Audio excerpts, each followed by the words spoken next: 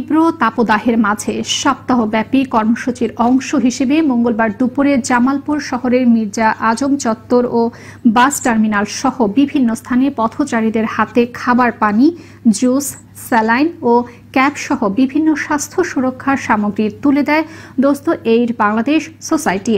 এ সময় উপস্থিত ছিলেন প্রতিষ্ঠানটির head of accounts and admin Kohinoor Alam ও প্রজেক্ট ম্যানেজার আবুল কায়েস সহ সংশ্লিষ্টরা।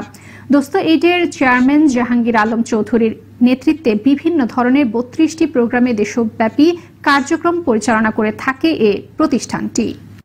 চলমান তাপদাহে স্বস্তি দিতে গাজীপুর ও চুয়াডাঙ্গায় পথচারী ও শ্রমজীবীদের মাঝে শরবত বিতরণ করা হয়েছে। চুয়াডাঙ্গায় পথচারী ও ভ্যান চালকদের মাঝে জুস বিতরণ করেছে স্বেচ্ছাসেবী সংগঠন দোস্ত এইড। দুপুরে জীবননগর পৌর শহরে এসব জুস বিতরণ করা হয়। উপস্থিত ছিলেন সাংবাদিক মিঠুন মাহমুদ, হুসাইন আহমেদ সহ সংশ্লিষ্টরা।